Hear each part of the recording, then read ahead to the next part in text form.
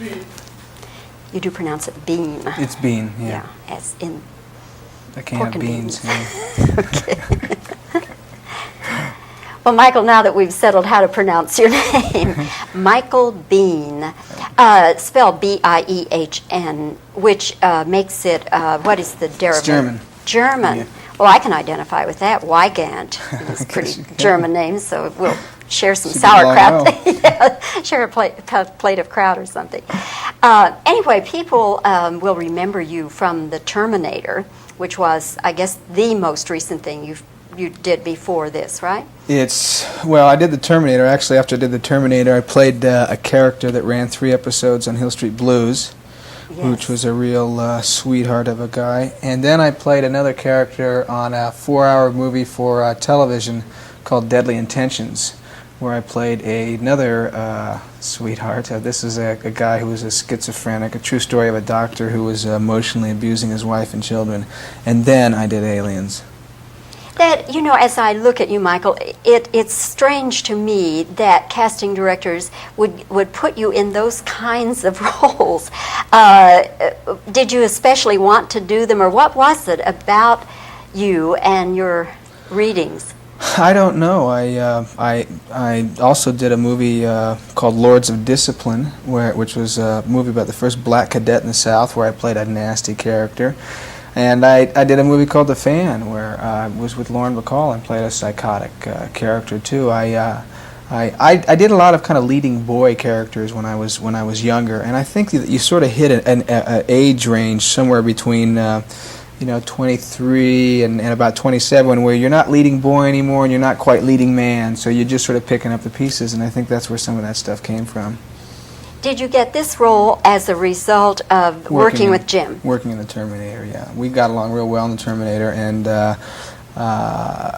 they just called me. Gail Ann Hurd, his wife, and producer of The Terminator and Aliens, called me and asked me if I wanted to do it, and I'd read the script months before, and I said absolutely.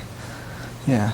Yeah, I think you people have a monumental hit on your hands. Yeah, it's a fabulous movie. Absolutely fabulous. I was in the theater, saw it for the first time a couple of nights ago, and the audience reaction to it was just fabulous. Screaming and jumping, and there's a lot of humor in it too. Everybody seemed to be laughing and having a good time and cheering, and it was really nice to see. Michael, do you think at any time that the movie is too scary? No. I mean, I don't know. See, the movie doesn't scare me at all because I know what's going on, and it would be a kind of a pat answer to say, oh yeah, well it even scares me, and I know what's going on. I mean, it doesn't scare me.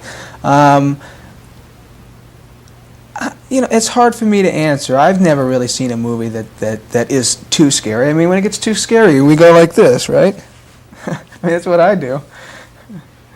What is the scariest movie you ever saw, even as a kid? Well, I actually would have to say, it's funny because some people will laugh to death at this movie, and other people it scares the heck out of. And for me, it was The Exorcist. It was just, to me, it was like, it was pretty scary. Were you a teenager at that time, or younger? I must have been, I was a teenager. Yeah, I think I was in high school. I remember seeing it when I was in high school, so it was probably 15 or 16, something like that, yeah. But see, some people can look at a movie like that and kind of laugh at it because they don't accept it as being real. But I did, and it scared me pretty badly. Yeah. As far as you're concerned, I have to assume that you had seen the first Alien. Yeah. Yeah. So as far as you're concerned, if you had to explain to someone the major difference between Alien and Aliens, what would you say? Well, Alien was a suspenseful movie, and I would describe it as being a movie that, like you're walking down a dark alley, sort of, and it's very slowly walking, and you're looking, and you know something's out there, and you're being very quiet, and you just, and you're waiting for it to jump out at you. It's just like you walk down a dark street, and it just kind of scares you. You think something might be out there. With Aliens, it is called Aliens because there are aliens, and there are a lot of them, and we run into them, and it's like a roller coaster ride in a fun house. And so it's a different kind of fear. Things are jumping out at you and scaring you all over the place. And so one is a fear that is based on suspense, and another one that is fear that is based on, action and things jumping out at you. What is it like for an actor to be in this kind of film where so much in the way of special effects and firing guns and explosions and fire and hardware? What is it like for you? Well, it can be difficult. It can be kind of scary at times because we deal with a lot of fire and explosions and guns. It's fun at the same time. The thing that I like so much about this movie, and I think also about the Terminator, is that when Jim writes a movie, even though it has all this hardware in it, there's such a human element to his stories. And with the Terminator, there was a real nice love story that was there, and in this story, there is an ensemble group of people who interreact, and characters they're full. And it's not that often that you get an action movie that is so entertaining at the same time you get roles that an actor can play and stretch as an actor. So it's a great combination. Looking at this film, I would judge it to be at least a $20 million film. What is it? No, I think that you've got your facts and figures wrong. $20 million is not a very big movie. $20 million is, I mean, it's going to be a much bigger hit than $20 million.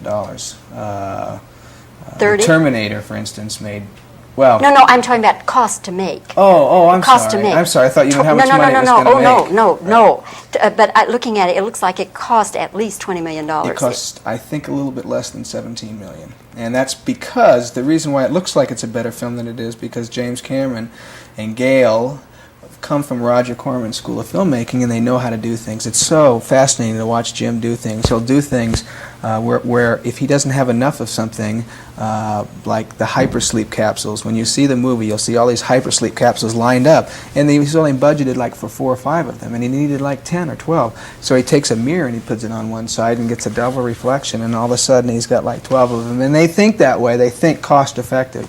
And this is an incredible movie for that amount of money. I mean, it's all up there on the screen, every dollar of it. It sure is. Certainly wasn't in my contract.